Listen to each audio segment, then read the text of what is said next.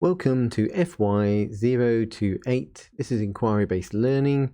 This is week 3, and this week we are looking at library database searching. So using our library databases to find information and resources to use within your research report. So this is really important that you can get access to good quality academic material via our library services. These are services that the university subscribes to.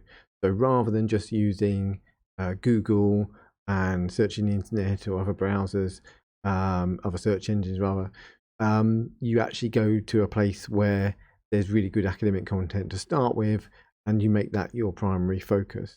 And we're also trying to make sure you can get the best out of the library databases that you're using as well, because these databases obviously search quite a lot of material and good academic material and sources, but there can be quite a lot of it, and plowing through and finding things that are really relevant to you is a little bit of a skill as well. So we're just trying to go over the basics of using the databases and pointing you in the right direction, really.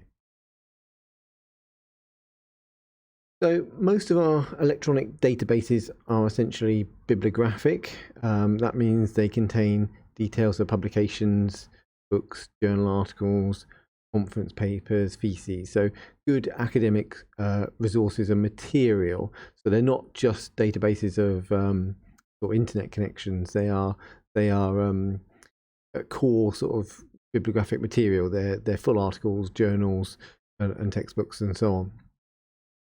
So they're not limited to collections just within the university.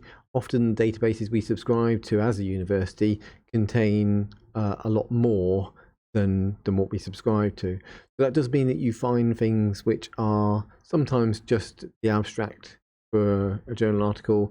Sometimes you find things that are just the details of what the article is or the textbook is. They don't necessarily give you full access to the full text. So one of the things that you learn early on is to search within the subscribed content. So we subscribe to content through databases and services who also contain a lot more content that perhaps isn't within our subscription. So one of the things that you should use straight away with databases is to tick the option that says just look at the subscribed content, because that will just give you the full text articles that we subscribe to, which is still a lot of material. If you don't do that, then obviously, like I say, you can get articles and you can get abstracts back, which are like a description of what an article is.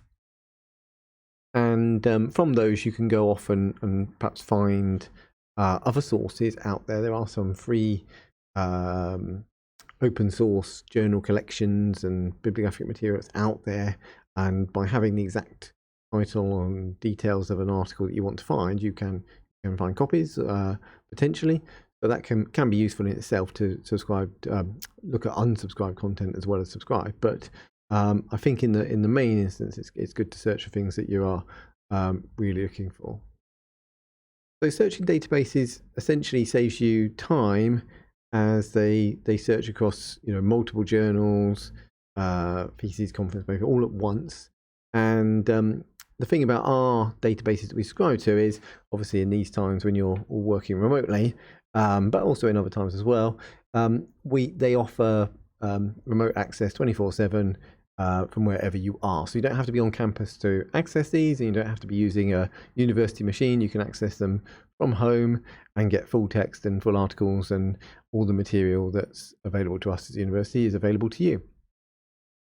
So it's also important to note, like I said, the full text articles aren't always available.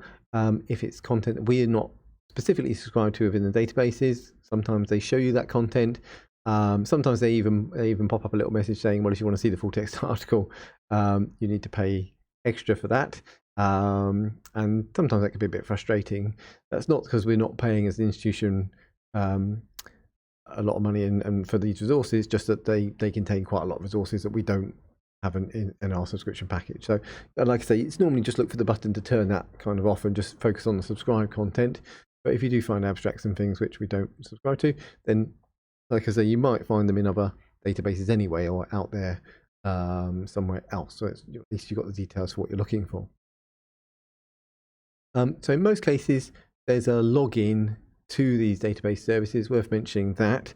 So these are things that we subscribe to. They are paid services and we have to log in, but you log in as yourselves using your normal university username and password, but you don't log in as a personal user on these databases. You have to go for what we call an institutional login. So an institutional login is a login that will be provided on the database site, and it normally asks you then to identify which university you are with. So when you go to institutional logins on library database services that we subscribe to, they look for the institutional login. When you go there, it will normally ask you to identify your university, obviously find Bucks in a list or type us in to search for it. And then once you've clicked on your institution or selected your institution from the list, or however the individual database wants you to do it, you are normally then passed to a login screen, which often as not will have our own logo on it and will look like it's us, because they do a sort of authentication through our own accounts here at the university. So our university account, your university account, will get you into the database, but only via institutional login access. And I'm making a big point about this because one of the first things I always get questions back from students is, I clicked on the login option and I put my details in, it didn't work. And the reason is normally, 9 times out of 10, that students are clicking on the personal logins, because often these databases have personal logins or logins that you can subscribe to the database as an individual, and you can have an individual login to it. But of course, our logins are via institutional links, so you have to go through you have to identify your university first. So look for institutional link. I'll show you a couple of examples for databases, and then you can see how that differs from a personal login, and hopefully you won't then get confused by that. So we do have a range of databases, and we have a range of databases across the university actually. So I'm going to give you a place to get access to the full list of databases. Some of these will be more relevant to you, some will be less relevant to you. I like to give you everything because I feel that it's going to be useful to search. Most of these databases do cover various areas and wide-ranging sources and subjects. So even the ones that aren't so specific to you may still offer information that you could perhaps use or utilize in some form within your work. So they tend to be quite generalized unless it's very, very specialist data. So you can get things out of it, but I will point you to ones that are obviously key. I've put the subject area one there on the screen. So the IEEE Digital Explorer, for example, is definitely one of those databases which is wholly for sort of computing students. It's for technology and computing, because the IEEE is a big group for world standards to do with what we look at. So they are the ones creating all the standards that we were using in computing, really. So their database, their journals and texts and sources that they put into that are obviously normally computer related. So that's definitely a good one for us. There are some databases out there that do specific things. So there's ones for like dissertations and theses and parliamentary papers. They're obviously going to be less useful to us, I suppose, but it's just good to identify that we have those. And there'll be some that are, like I say, of different science or different sort of background. We do have nursing students and health studies students within the university, so sometimes we have some nursing and health type databases which are purely sort of medical research and academic papers for those working in medicine and so on, or the health areas. So obviously that's going to be less useful to us. Now I'm just going to show you the list of databases and how you can access these. And what I've done, just to try to make it as simple as possible for you to access the databases, I've actually put a list of links into the FY028 module area under our computing folder, so that you've got all the links there. Now, of course, we do have a library.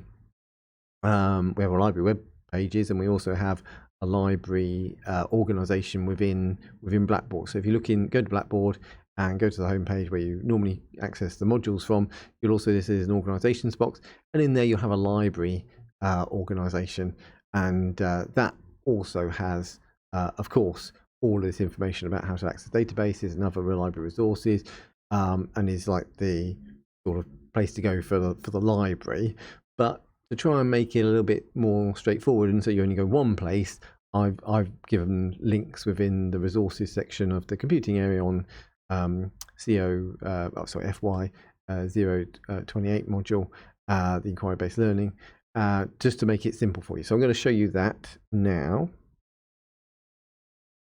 So here we are in Blackboard. We're in the FY028 module area, and I'm in the computing folder, which is our section of that under module materials. And if you come down in there, there is a folder that I've put as FY0 IBL resources. So the resources folder in our computing folder is where I've gathered together all the links to these databases, and really where I think you should be searching. So in here, there's another folder called University Library Databases.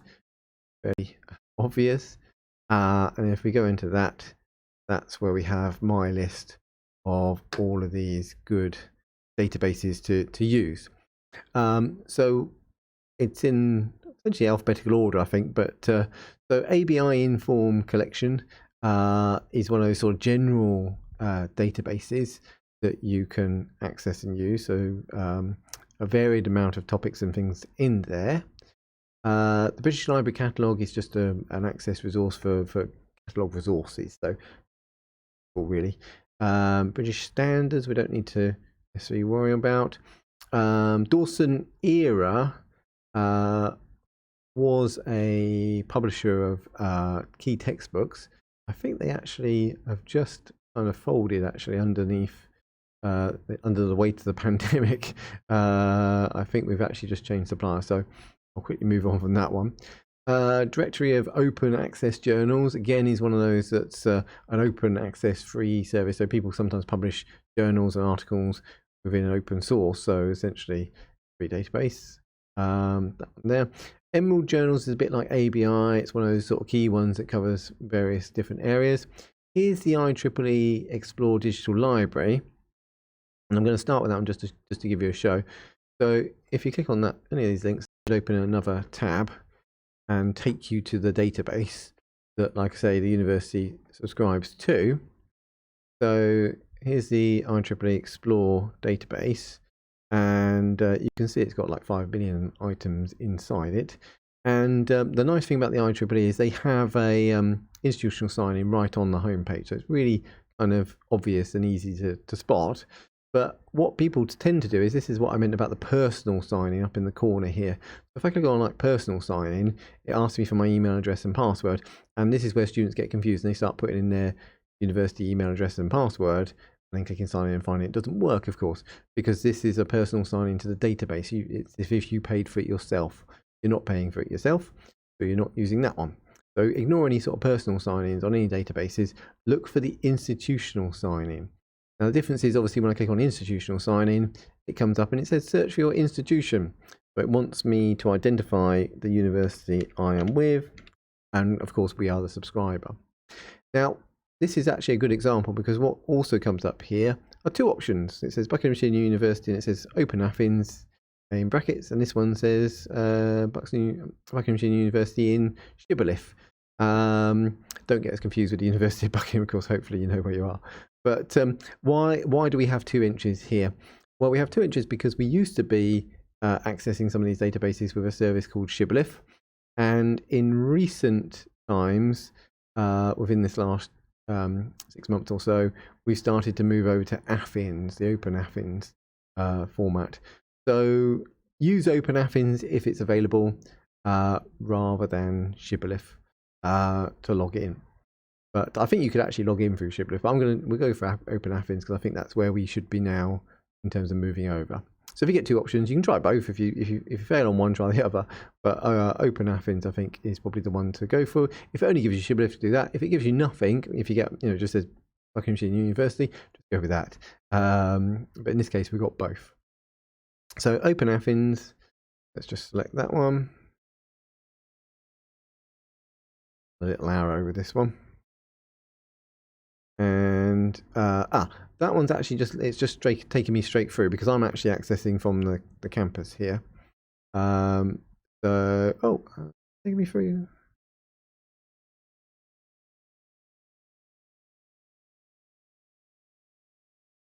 Sometimes if you're on campus, it logs you straight in because it uses my IP address as a verification.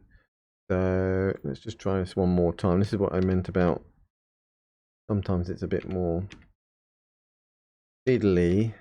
Well, not fiddly, but it's Buckinghamshire University. So it's just transferring us through. That way.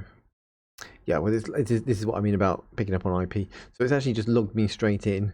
And it now says access provided by Buckinghamshire University, which is what you get when you log in.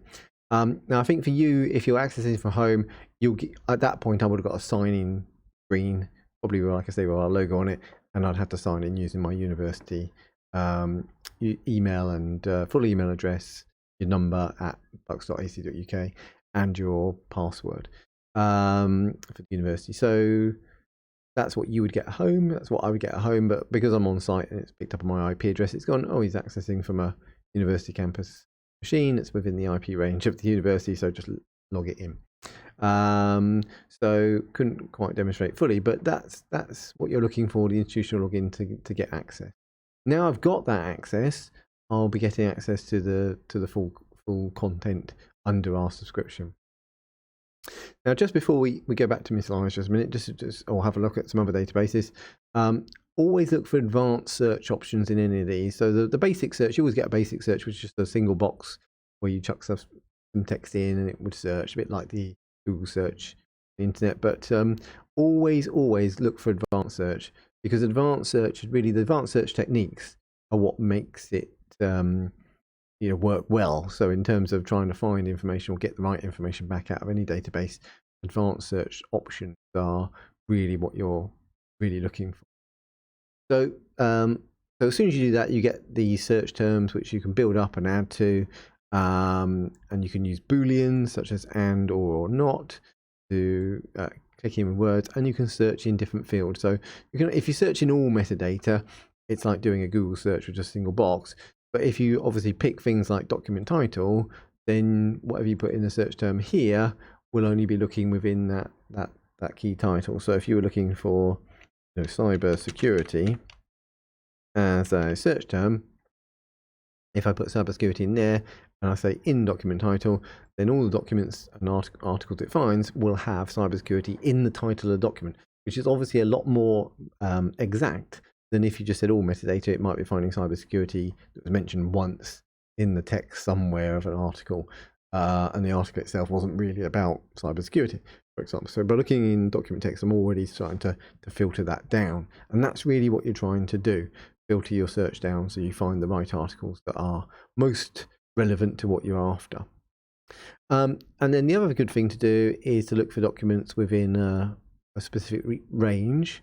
So they offer you, in the case of this one, bring about a month sort of time, but you can specify year range, and the more current the years, the period, the better. So I'd probably start with maybe 2015 to 2021, really into that, just about 5 year sort of period is good to specify initially. And obviously I could build up more search terms and including other words and in different fields. So the fields are very good because you can look under specific, just the full text or the document title, as I said, or the publication title, even if it's coming from a journal of cybersecurity, for example, that might be good to look for. And there's also some help here for using search examples and what the operators do and so on. And then, of course, I would do search, and it would go off and find me some results based on those criteria that I've entered. And then it comes up with options at the top in this one. So you can filter again. So if I just want journals, I don't necessarily want everything else. So obviously it includes things like conference papers, books, and magazines, things. I might just say, well, I want to focus on the journal articles, 126 of those. So again, it just sort of whittles them down. And you then get the option to show all the results. These are things that we might not be subscribing to. So this was what I said about the subscribed content. So if I take subscribed content, then it just shows me things that we're actually paying for and you can gain access to, which of course means you get the full text. These are with the unlock symbol next to them. And once you get these articles coming up, then we can see how many we've got here. So we've got 115. That's not too bad. I can probably search through those quite quickly. You see details about where these are. I've selected journal articles also. I'm only getting the journal articles, stuff that we've subscribed to. We could filter again to get a rearranged. If you're getting like thousands come up, then you search again. The full text articles normally in this particular database come up. You can have the PDF or you can have an HTML version. Normally what you should do is click on the name of the article, and that sort of link there. And when you do that, it will normally link me through to the document itself. Loading it up now. There we go. And what it gives me is kind of just an HTML kind of breakdown of what it is. So the abstract here is what you really want to read first. So the abstract tells you about what this article contains. And you can tell a lot from the abstract without having to kind of plow into the article itself. So you might read the abstract and think, well, actually, that wasn't really what I was after. So the title is the first thing you look at and you think, oh, that might be interesting. Then you click on it and you look at the abstract and you read that and you go, okay, it wasn't what I thought, and you can move on.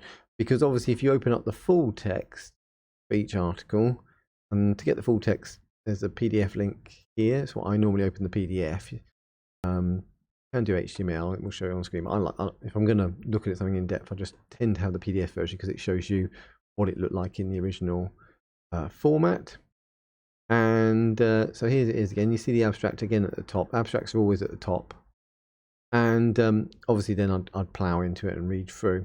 In terms of looking at these articles, by the way, for searching for other articles, often they give you, and this one has it, underneath like the abstract here, it's actually got some index terms. So it says cybersecurity, knowledge graph, cyber threat, text analysis, textual similarity.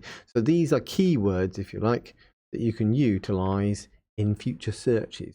So I could have a little, so if this was a really good article for what I'm looking for, then there are the keywords that I could use to find this article and others. So if I've sort of stumbled across it, then I've got keywords now that help me find other articles which are similar. That's also a really good thing to look for. The other thing to do, just in terms of obviously reading it through, but the other thing is you skip down to the end of an article. Most academic articles, all academic articles really, should contain their references. And in the case of obviously electronic resources like this, the references that they have for online sources that they're available within the databases, so some of these papers will be referencing things within the IEEE database. There is a link, which are these direct index links. You can actually use those to link through to the document. So you can just go straight to an article that was used as reference for this article, which is likely to be obviously very useful, because if this article is useful to you, then the articles that were used to write this article are also very useful to you. And what I'm saying is you could often find the direct links in these modern electronic articles now that you can just click on. So here's a few articles straight away that I can link straight to and have a look at. So often this kind of backtracking process you can utilize. Itself. The other thing you can do is take the details of articles from the references here, the name, the author, and so on, and you could search for those in other databases. So you could, if you haven't got the direct link provided, then you can still use that information to search for those articles in databases yourself manually. So, or you could put them on to a Google search if you wanted to look in like Google Scholar, or if there's an electronic copy in other databases that are out there. So, I'm not saying don't use the internet or Google searches as such, but obviously start with these databases because this is where the good content really is. So obviously refer back to we've got some of our presentations in this module are based on how to do active reading and searching through this stuff as well. So probably I'm not going to dive into using these articles here, but it's just good to note that you can get full text articles. This is really good content within databases and available to you. I'm just going back because along with that link to the PDF, and those PDFs, by the way, once they come up, you can just download them and you can keep a copy. So keep a copy of good articles that you find as PDFs from these databases. So you're keeping them in your own folders and management system of them. What you've also got, though, it says cite this, and this is another fantastic little feature. If I do cite this, it actually gives me the reference to this journal article in a reference format, and I can also do citation and abstract, and it will give me the little abstract from the article as well, and the reference at the top. So there's the full reference, and then I have the abstract. And sometimes this is really useful to keep, and it also contains a URL in this case directly to it, so I can find it again. So that's also really useful in terms of having to put the references. You need to put references in your research report, of course, and here they are, already kind of created for you. Although a word of warning with these ones, it references in its own style. We're asking you to reference in Harvard. So Harvard is slightly, this isn't actually Harvard.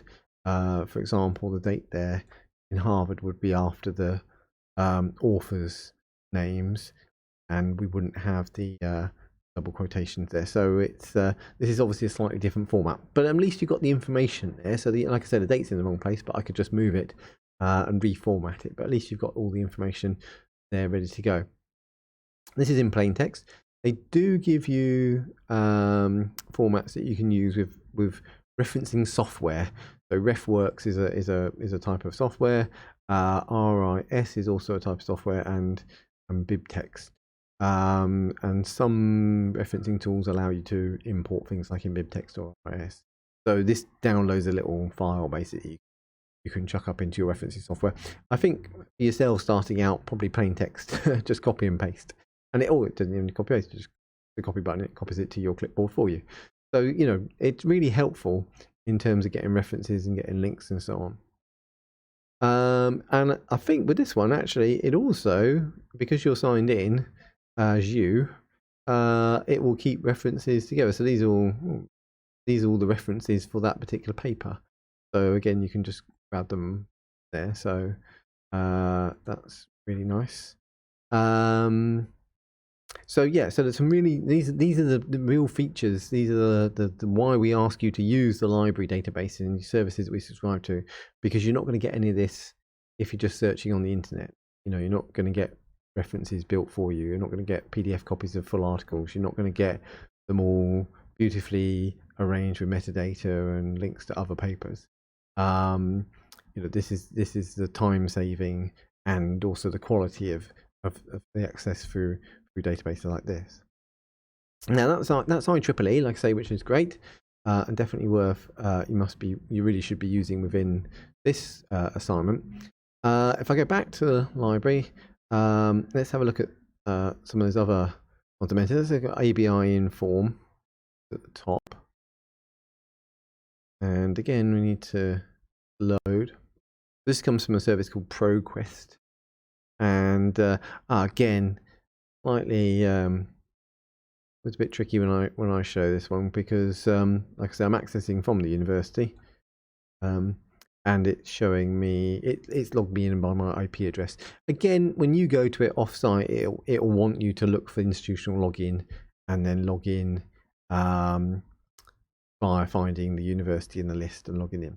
But once you're through, it takes you to this advanced search, and they have a few different fields that you can search in. They also allow you to select what type of document you're going to be looking for from the get-go rather than afterwards. I think with the IEEE, you kind of did the search first and then filtered it down, but with this one you can select to filter it as you're searching through it, really. So type or different sources and so on.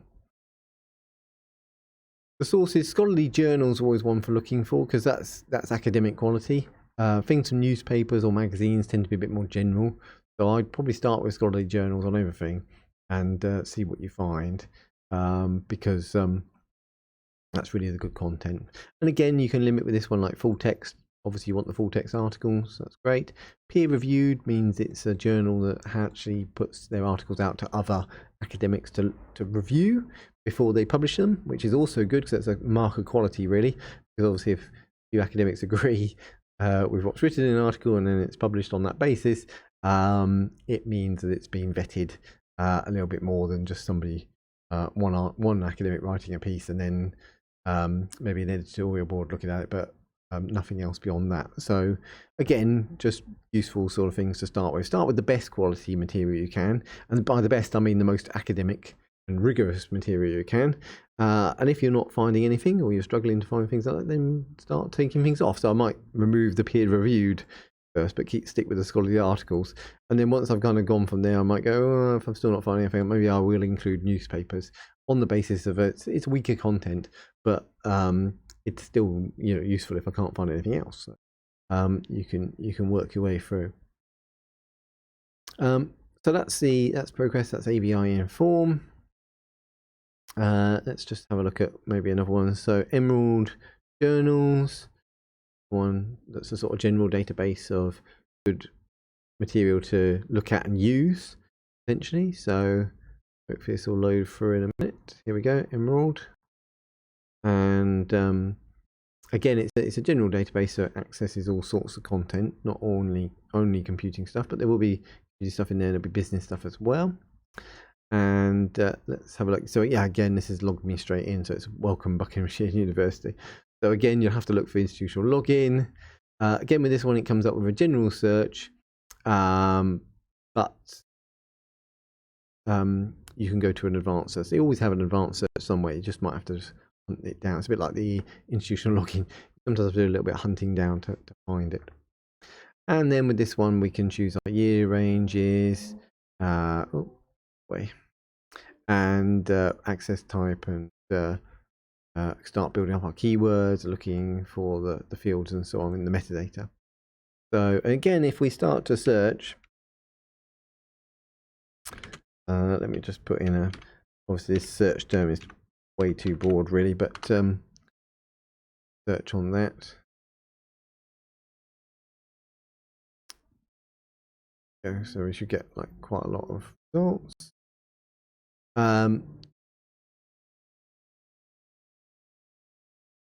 Okay. Let's just have a look and see what we've got.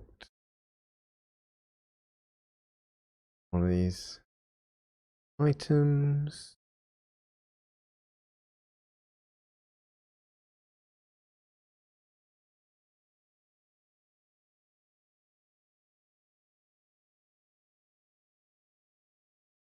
Okay, so yeah, so again, we have the only content I have access to, so that's worth ticking.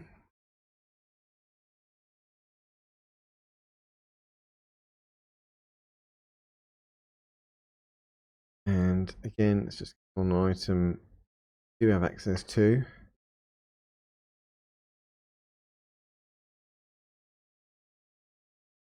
So again, here it has the keywords, which is really useful for finding other things. So if I was looking for network security, computer security, cyber ethics, then those keywords are here. And again, I can copy those and utilize them for other searches.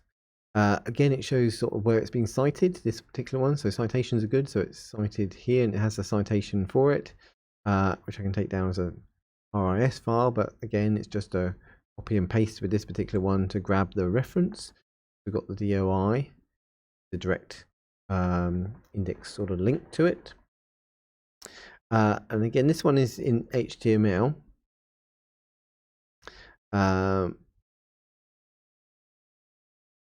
So some, databases vary. Some give you PDFs. This, I think, Emerald may give PDF for certain content, but not everything.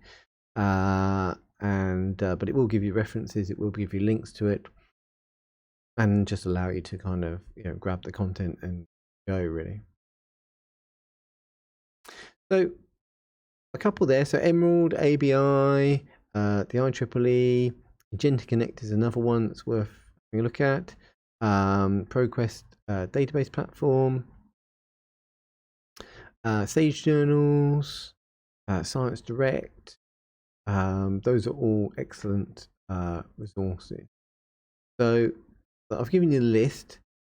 Please have a look, start your search there. If you have trouble with them, or not trouble with them, but if you're struggling to find things, normally it's because of keywords, and normally because of perhaps not building up the right keywords in the right way when you're searching. So you've got to be quite rigorous in your search techniques and keep a track of what you're typing in as well with search strings, which I'll talk about in a second. Let's go back to the presentation a minute. So we have varied resources, databases that you can access, as I've shown. But you really need to put some planning into your database searching. So before you begin searching, think about the words you need to use in your search. Think about what you're looking for. So you hopefully have now picked a theme to have a look at, and hopefully you've got an idea of some of the key sort of topics of that theme. And maybe you've done some sort of general searching. So again, not to decry the use of sort of general searching on Google or even Wikipedia. That's quite useful initially, just to give you some topic areas, some keywords to search in our actual databases for. So if you hopefully had a look for the subject area, the theme, discovered some topics, picked a topic area, researched that a little bit in terms of finding just some key things about it, then you can take those key words and start to put them into our more academic journals databases, and like the IEEE, and finding more relevant material. So sometimes that sort of low level sort of research work on the internet is good. It allows you to kind of gather these words. But the thing about keywords is it's really important to think about what the keywords are likely for your topic area, and also write them down and make sure you've got a list of them, and make sure you know which keywords you've searched for within each database you're looking. Because the worst thing is, you do a search, you spend an hour or so more spending time searching in a database, and then you leave it for a bit and you come back and you go, oh, I can't remember if I searched on these keywords or these keywords, and you might end up doing the same work again. So once you've kind of exhausted a search using certain keywords in a certain way, certain pattern, then you don't want to repeat that word accidentally, because that just wastes time. So make sure you're kind of keeping track of what keywords you used, where you've used them, in what order, and how you present them to the search engines you've looked at, so that when you exhaust a search through, you know that I don't need to go and return to that and do that again, because you can spend a lot of time searching for the same stuff over and over, and actually it comes back with the same results or negative results.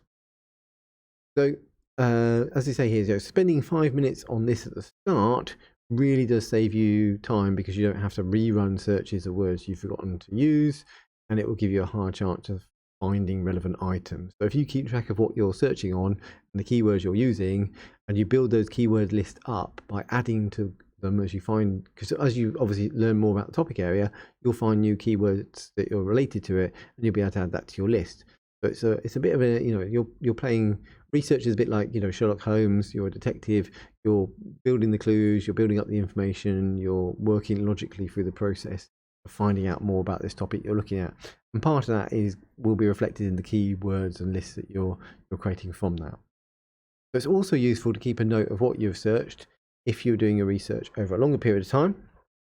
Obviously you're doing this over like 12 weeks, so quite a long time, and between searches you'll definitely forget what keywords you put in and what order and how you did the search.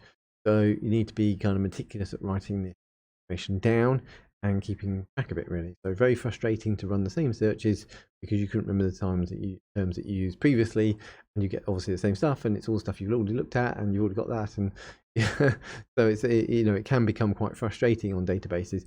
I think sometimes the frustration is, again, that sort of user error in the case that you're just slogging over the same ground all the time, because you're not really moving your search forward by creating new search terms to look for that are related and relevant. You're just sort of getting bogged down and entrenched in maybe a couple of keywords that you keep slogging away at. So have a sort of logical approach.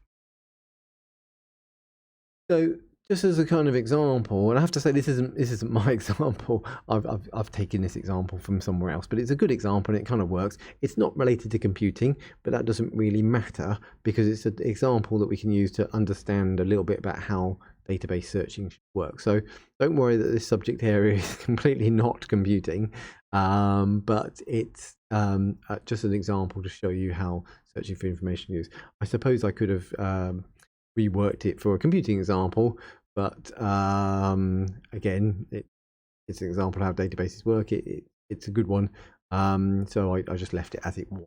But let's not worry too much.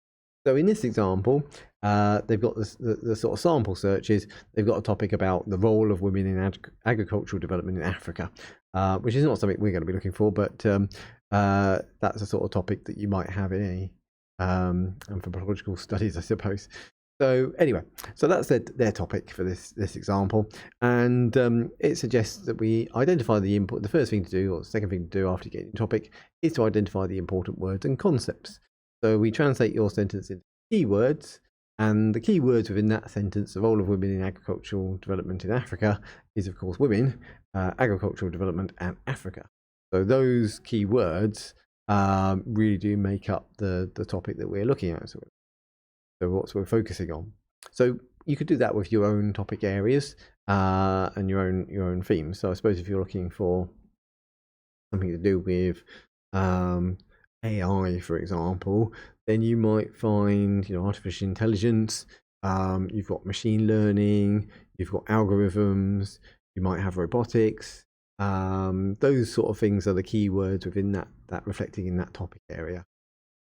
If you're looking at sort of networking, then you might have obviously networking, but you'll have data communications, telecommunications, routers, switches, fiber nets. So these are things that you would find as keywords, and that list, by the way, will build up as you kind of go through. So as most databases will search for exactly what you type in, you need to think of all the possible synonyms, different words for the same meaning, and variant spelling. So synonyms are again another key sort of way of using the databases, because you'll be putting in one word, and it may be the authors of the really good papers haven't actually used that word. They've used a different word which means the same thing.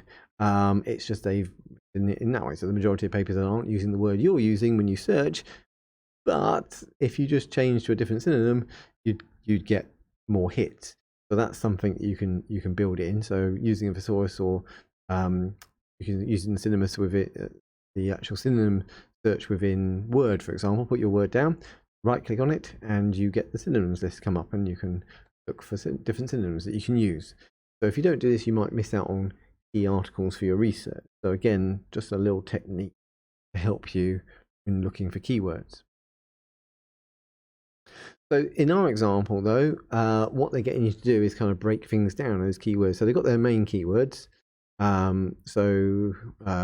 Women, agriculture, development, Africa.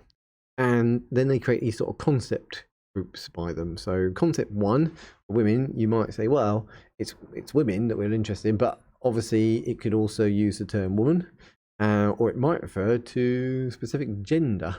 So gender might be a good thing to search for as well.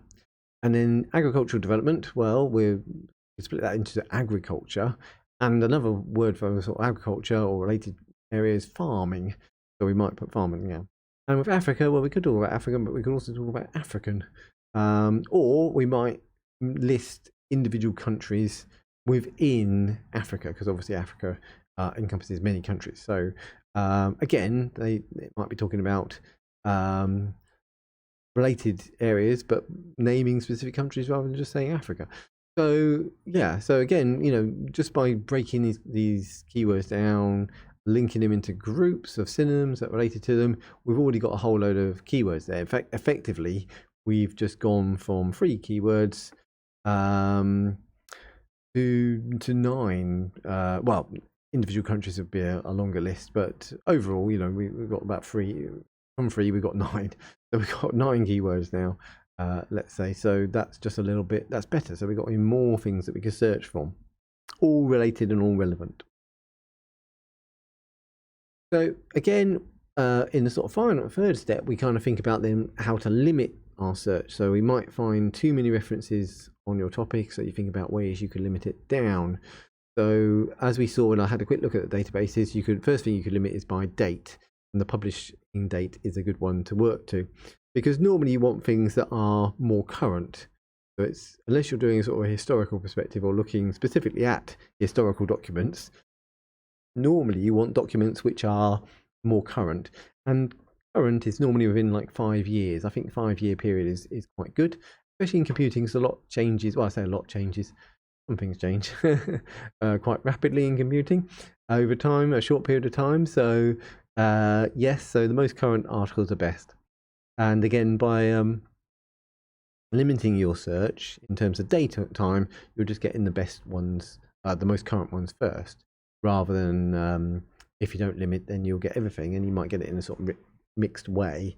You have to plow through a lot of old, out-of-date stuff in order to find the things that are relevant to you. So you're just giving yourself work, really. Don't forget, if you limit your search down to maybe 2 or 3 years and you don't find much, or you find a few and you go through those, you can always expand it out. So you can always expand the years out again and try again. So it's much better to start off ideally with just a few things coming up and then move outwards, rather than having like 1,000,000 or 1,000 articles coming up or whatever high number and then trying to go down. So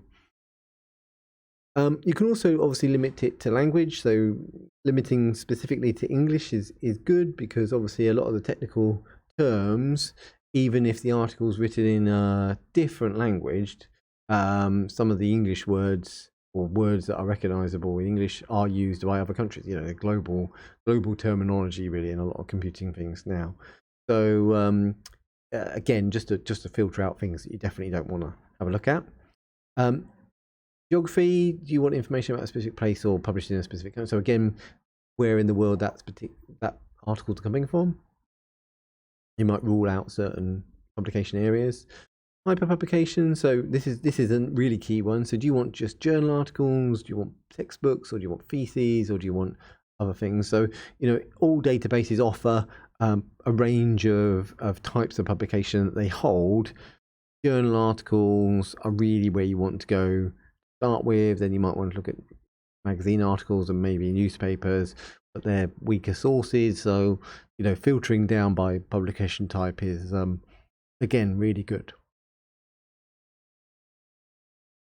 So some widening your search things, so truncation and wildcard. So most databases are essentially not intelligent. There's no AI behind them. So if you use the box, which is just a single box, and you just put in some terms and things, they do have a way of kind of breaking that down, but that's kind of an algorithm that's set by the database developers, and it's not specific. So that's why I say always use the advanced search, because that gives you ability to tailor your search and make sure that you're at least searching in the areas you want to look in, and searching in the way you want to search, rather than whoever wrote that single search box decided how it would work. So you can use wildcard and truncation symbols. They can be used to retrieve variant spellings and word endings, which can help you enable the problem of not necessarily finding everything that would be relevant or useful because of the way you've kind of put it into the search. So wildcard symbol, the question mark, that can be used to replace a single letter, and it's really useful for retrieving alternate spellings, for example. So often English or British words and American English is different. Color, for example, is an obvious one. Tomato, all sorts of words that come up between differences between Americans and ourselves. So simple. Also, we might have in the example, we're looking for woman and women. They're spelt the same apart from one letter. So if we make that one letter into a wildcard, we're going to get both. We get woman and women without having to kind of put both into the search term. Little question mark. That With spellings, the American English to British, we've got behaviour and behaviour, which is again slightly different. One character out in English and American English. So again, the wildcard character of the question mark really helps us in that particular. Not always helpful, of course. It's only select examples, but you can see how a little wildcard can help you sometimes. Truncation symbol, this is the little asterisk. That retrieves any number of letters. And again, that's useful to find different word endings based on the kind of root of a word. So if we put Africa, we're going to get Africa, we're going to get African, Afrikaans, Afrikaners. All those are going to come up with that use of that little truncation symbol. Agriculture, and again, if we get agriculture without the E and we do that, we'll get agriculture, we get agricultural and agriculturalist. So they're again really useful little wildcards that we use. A quick note though, not all databases use the question mark and the truncation symbol. So you sometimes just need to have a look at the database help. So there's always help and guidance in these databases just to confirm what they're looking, what the how does help works. So some do not use these, but a lot do. So in my view, it's normally just give it a try. Got any reason to use it and see how the database gets on. Or obviously look at its help and say, do you use these truncation symbols? What wildcard character symbols do you use? So search for those in the help for the individual database. Combining terms, so this is creating what we call search operators. So this is again getting a little bit more advanced, and that was what the advanced search options gave you. So this idea of using what we call Boolean operators, so that's and, or, and not.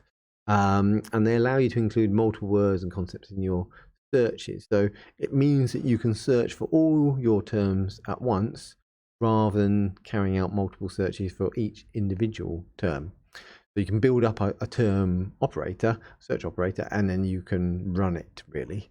So the Booleans that we use, or is for more general results, and is for very specific results. It's looking and this word, this term and this term. Not is excluding things from the searches. So in our little example, we might put women or female. And by using the or, we'll essentially bring your back records containing either into search. So we want female or women. It doesn't matter which ones. Bring them both back. If they're both in there, it's fine. So it returns items that include both terms, but it also returns items that contain only one of them. So it gives us a broad range of results. So the thing about or is it can be used to link together synonyms, and these are placed in the bracket. So to show that all essentially is a concept. So we've got cat or kitten or feline, women or female. If we use and, so if we say women and Africa, by using and as a search operator, we essentially find items that contain both of your search terms, which is much more specific. So if you've got an article that says has women and Africa in it, then that's probably going to be a lot better than any article that just has Africa in it or just has women in it, because they could be completely disconnected or not about anything to do with women in it. So and is really useful when you want to get very specific on what you're looking for. And again, if you're getting too many results, using and is a good way to kind of narrow it down. So start general and then narrow in. And the final thing, the not then, so women not Africa. So using not will find articles containing a particular term, but will exclude articles containing your second term. So it'll find articles with women in it, but it won't find articles with women and Africa in it or anything with Africa in it. So they'll be excluded. Yes, they'll be not included in your search. So use this with caution.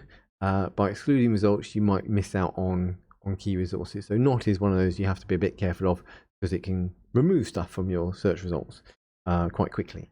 And again, it's just, if you need it, you know it's there. So phrase and proximity searching then. So these are a little bit more, even more sophisticated really. So phrase searching, sometimes your search might contain common words, So development, communication. So they retrieve too many irrelevant records when using an and search. We did development and communication. We get quite a lot of stuff because those words, development, communication, they're used everywhere. There's a lot of different meanings that they can be applied to. So to look for a specific phrase, we can use the inverted commas. So if we put commas around agricultural development, it only looks for agricultural development as a phrase. And if we put foot and mouth, it only looks for foot and mouth as a phrase, for example, rather than just searching for things that have foot in it, have certain things that have mouth in it, or agricultural and it has things that have development in it. So which would garner you lots of items back. So your search will only bring back items containing these exact phrases. So this is with the commas, inverted commas there, the question marks, the quotation marks. It really does specify you're looking at. That works on Google. I'm sure most people are familiar perhaps with this one, but really, really useful. So some databases automatically perform a search, a phrase search, if you don't need any search operators. So that's often those single search boxes. If you type a phrase in, it will treat it as a phrase automatically. You don't necessarily need to use those quotations, but a good technique to confirm that it's doing that way. So agriculture Africa is not a phrase used in English, so you may not find any time. So that's also worth bearing in mind. With a phrase search, you are supposed to be using a phrase. So agriculture Africa isn't something that somebody would write down as a phrase, but won't find anything. If you want to use agriculture in Africa, you have to use that in search terms rather than phrases. So make sure if you're using a phrase search, you write a phrase that somebody would write in English, not just a jumble of terms, because jumble of terms isn't how it's going to be presented in the document. So avoid that. So proximity searching then, so we said phrase, so some databases use proximity operators. Again, this is a kind of more advanced search function, and you can tell the database how close one word must be to another, and in some cases in what order. So this is quite sophisticated stuff. So it's not only looking for the terms that you're giving it, it's also saying, well, how close is that term to the other term in the sentence or in the text that it's searching through. And that's kind of what makes proximity searching really sort of very, very smart and a little bit more specific than you would do with just term search. So again, it can also exclude any sort of relevant from it, really. So if we're searching for references about women in Africa, you might retrieve irrelevant records for items about women published in Africa, but performing a proximity search will only retrieve the two words in the same sentence, making your search more. So if somebody's using the term women and Africa in the same sentence within a text of an article, then obviously that's probably more likely to be useful to you than somebody who refers to women and Africa in the same text, but 3 or 4 paragraphs between them. It's not going to be as relevant, essentially. So each database has its own way of proximity searching, so it's important to check online helps and guides within the database before you sort of start. So I would recommend that heartily. Do have a look at how the database search works for the database you're using. So if you're using IEEE or Request or Emerald or any sort of database I was just showing you from the references links, from the resources links that I've given you, they will have little help contexts and guides within them. So do search for that. Just check how their searching is working. So you can see some listed here for Web of Science, JSTOR, Science Direct, and how they will build up a search in a way what they'll look for based on those proximity. So Science Direct, for example, words that are within, you can actually do W/10 to indicate within 10 words of each other for 2 phrases, for example. With JSTOR, you can put the early line 10, and again it will do the same thing, 10 words of each, but it's slightly differently how you approach it. And again, if you do women and same and use the keyword, well, the operator same within Web of Science, it knows to take the word before and the word after, and they have to be in the same sentence. So there's different ways of putting these, using sort of proximity searching in databases. A lot of the big search engines within these big databases use proximity, but you have to kind of just check their help and guidance on how that should be kind of entered. Because you can see with these 3 different databases, 3 different ways of kind of carrying out the same proximity search. So search statements. So again, this is something else you can build up. It's a search, or you can, sometimes they call it search strings. But this again is a little bit more advanced. You can build up a whole search operator using lots of different words and approaches. So when creating a search statement, you must use brackets to ensure correct processing of the search. So the database will read your search from left to right, but performs bracketed terms first, a bit like we do with brackets within mathematics, and words representing the same concept should be bracketed. So we might have women or gender within brackets within our search statement.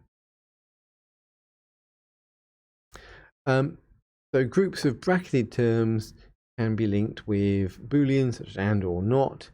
In our example here, this is a search statement that brings together the 3 concepts that we had. So here you can see we're using women or gender, but again we've got woman or women because we've got the question mark between the M and the N. We've got those in brackets, so synonyms, and we're also looking for the phrase agricultural development and Africa, Afrikaans or Africa. Again, we've got the truncation asterisks at the end, so it could be Africa and Afrikaans, Africans, all within. So we've built up a search statement, bringing together all of our individual search techniques there, just to kind of, and we've got something really very sophisticated. We've built up this very good. So hopefully, things that we find based on that search term will be very likely to be really useful to us. Saving results as well. I didn't mention that from the database we looked at. Perhaps we should go back and have a quick look at that. But yeah, you can email options to you. You can save searches that you've done, email records to yourself. Make sure, like I say, you download the content you're finding.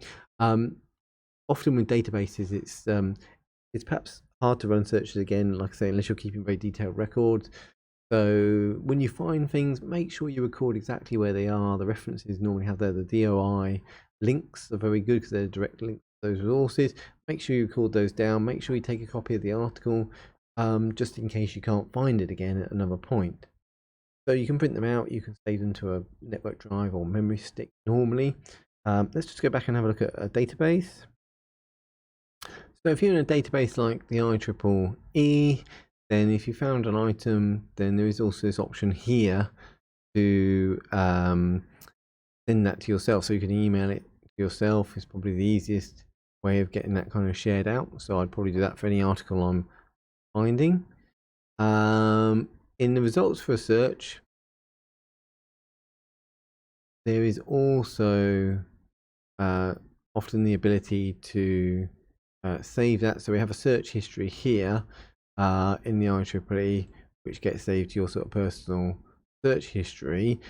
It does need a sort of personal account to do that. Now, having said we normally use institutional, we use institutional access to get access to the database. Once you're inside the institutional, you can actually, with the IEEE, create yourself a personal account, and gives you the option to do that, create a free personal account for saving your search history. That's really useful to do with an IEEE, and a lot of them do that. So you get a personal account as an institutional customer underneath the database as well, which means you can save your search histories and back up your save searches and so on. So most of the databases is a big professional database. They do offer these options to back up your search history and to email articles and links to the journals to yourself, which is again just a really useful way of making sure you're keeping track of what you're looking for. So with searches on databases, it's really just important to be very organized and very detailed on what you're searching for. Like I say, I think you have to kind of play around with the databases a little bit, but at least if you're playing around with library databases from the university, you're already in the right place to make sure you're getting really good academic content.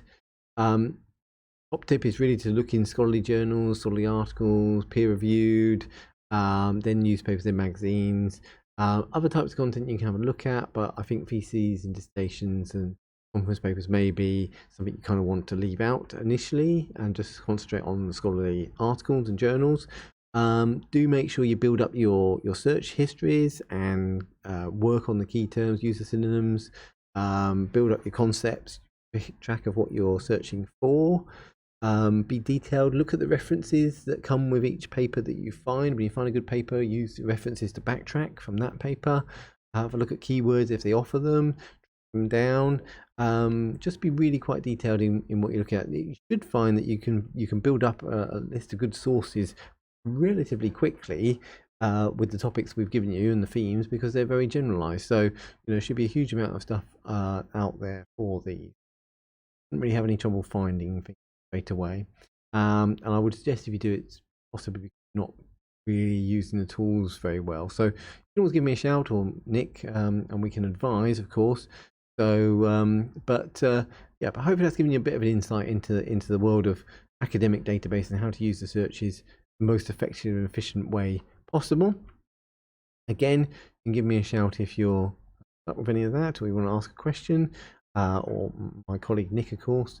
But explore those resources, explore those databases, have a go, and see how you get on. Obviously, the key with this research report that you're doing is based around carrying out research, finding information that's really good quality, finding resources that are useful to you in terms of your searching.